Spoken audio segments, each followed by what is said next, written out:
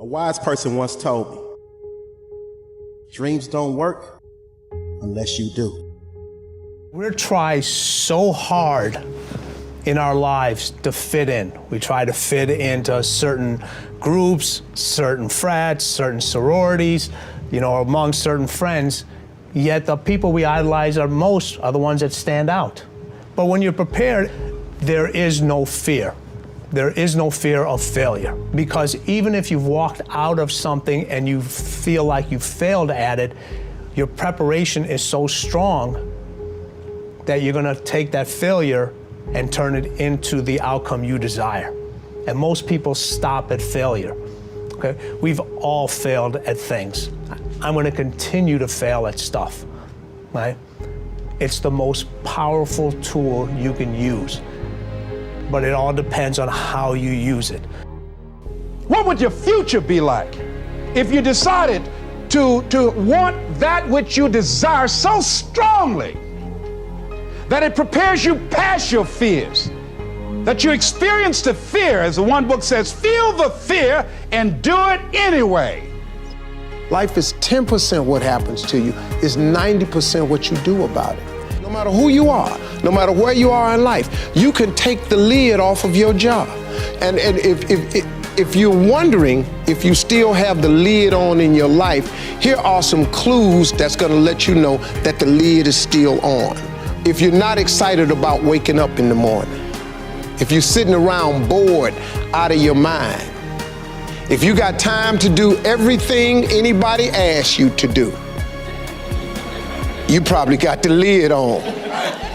If when you tell your dreams to all your friends, it makes sense to them, you got your lid on, man. Your dreams should not make sense to everybody. You gotta say something that make people go, how you gonna do that? That's when you got the lid off. And if I were you, I'd do that. I'd take the lid off. Makes sense to me, don't it? They're always gonna get ready to get set to get going. What we've gotta do is, boom, just like that, move into action. Every time you remember your dream, you're removing some dirt. You're digging it back out. The true mark of a champion is, even though some dirt gets thrown on your dream, instead of letting it get buried, you keep shaking it off. You keep moving forward. You keep looking for a new opportunity. You wouldn't be having that opposition if you didn't have something great in you. If your dream wasn't alive and on track, right on schedule to come to pass, you wouldn't have so many things coming against you. That dream is still alive. You may have tried a year ago, 5 years ago, or 40 years ago. Didn't work out. Nobody was there to help you. Go back and try again. This is your time. This is your moment. Your destiny is calling out to you. Can I tell you, your dream is not dead. It's just not in season. Your time is coming. Promotion is coming. Good breaks are coming. Promises you've been standing on. Dreams you've been praying about. Lack is not your destiny. Constantly struggling, barely getting by is not the end of your story. These light afflictions are for a moment. The adversity is temporary. The glory is eternal. Lord, I believe this is my year to get healthy and whole. This is my year to meet the people of my dreams. This is my year to go further in my career, to step into a new level of my destiny. This is my year to accomplish dreams, to break free from this depression. This is my year to meet the right people. This is my year to get healthy and whole. This is your year to see double. This is your year for vindication, for restoration, for new beginnings. Now get your mind going in the right direction.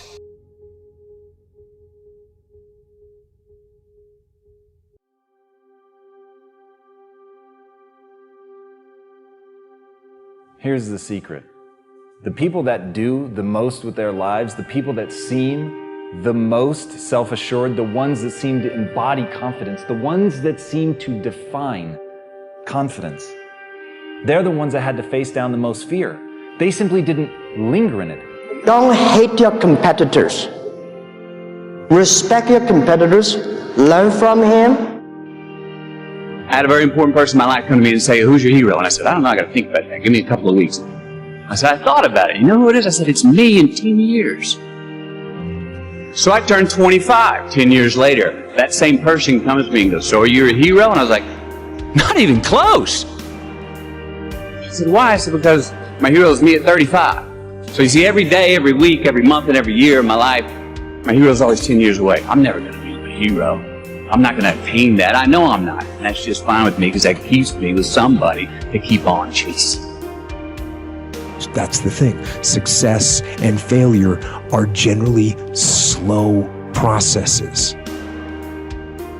Either slowly building things up or gradually tearing them down. And that's why I say you've got to pay attention. You have to watch. You have to watch every single second. Choose love, and don't ever let fear turn you against your playful heart. I believe in manifestation. I believe in putting a rocket of desire out into the universe, and you get it when you believe it. You get it when you believe you have it, and that's the key. So we want to get really sensitized, acutely sensitized, sensory acuity, to whether what we're doing is working or not. And by the way, sensory acuity is really the measure of a person's intelligence. What I mean by that is, how do we measure intelligence? Intelligence is a measure of the number and quality of distinctions you have in a given situation. You can handle this, you just haven't figured it out yet. It's all right, this is your training period. This is the tuition you have to pay for what you don't know. You can do this, other people have done it. It doesn't take an Einstein. Get you some people that can teach you some stuff that you don't know. Get you some people that have done it successfully and learn from them. Take some seminars, workshops, read some books on how to manage a business. Change the way you see yourself and begin to tend to the personal details. Understand that nobody's going to take care of your business better than you. You will notice the most successful people in any field, they are usually the ones who have failed more than anybody else. You see the difference between a successful person and everyone else? It's not a lack of strength, it's not a lack of knowledge, it's a lack of will.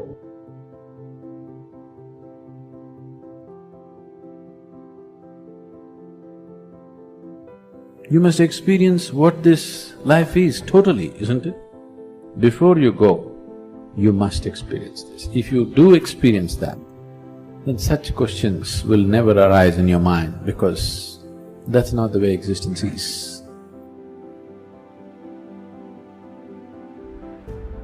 It's up to you in a world where we're taught to look outside for answers, for a job that will make us happy, for money that will make us happy. The answer is within. We already have it. We already have the answer, but will we unleash it? Will we give it? Will we own it? Will we truly reinvent ourselves to become the people that we're capable of becoming?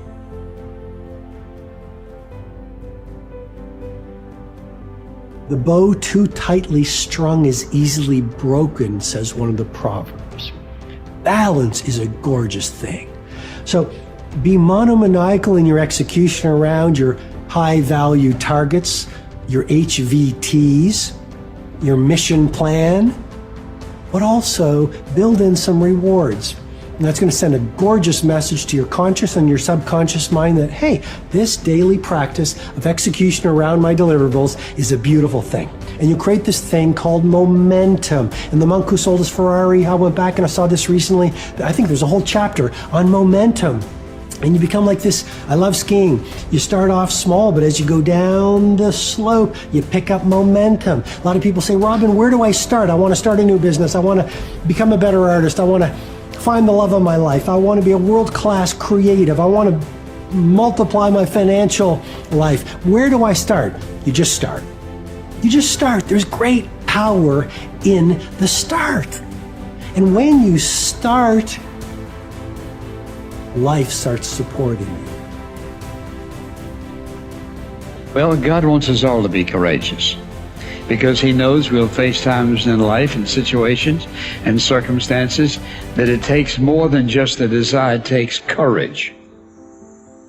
Many people operate on the basis of fear, on the basis of what other people think, We as believers should operate on the basis of courage.